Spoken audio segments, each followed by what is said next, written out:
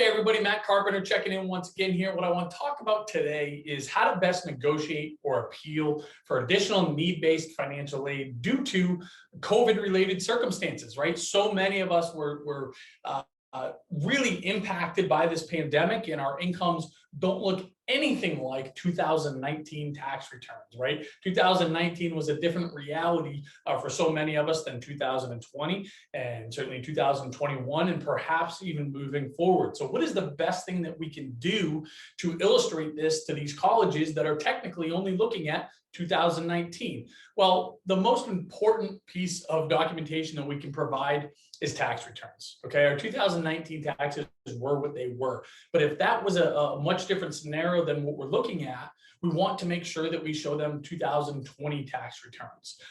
Many of us might not have those yet, but as much documentation as we can show them, that's how we want to do it. We don't just want to build them or show them the narrative, although that's important. We want to use the narrative to support what the tax returns say. So if 2020 was a lower year, especially because of COVID, we want to make sure we get these 2020 tax returns done unbelievably fast.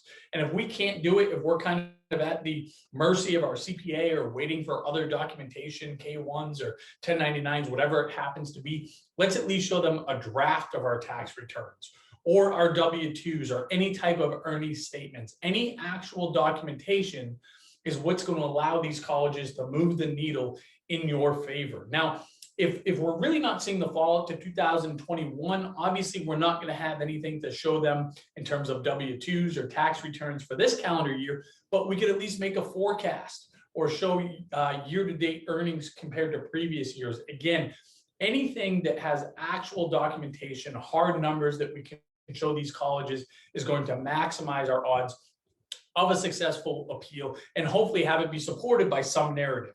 You know, our numbers are down 60%, and it looks like that's going to get even worse moving forward. And here are the actual documents that can help demonstrate the facts that we're presenting to you. And the ask, right? We always want to have a very direct ask. We want to lead these financial aid offices to the result we're looking for. The ask is that you calculate our EFC, our expected family contribution, based on our current numbers. 2019 was irrelevant. Please calculate our EFC based on what our 2020 tax returns show and our forecast going into 2021. That's our starting point. If and when they push back on this, the ask becomes at least meet us in the middle, right? 2019 was irrelevant. If you're not going to come all the way down to where we were in 2020 or where we are currently, let's at least meet somewhere in the middle to determine our eligibility for need-based financial aid. So yes, we want to craft a story.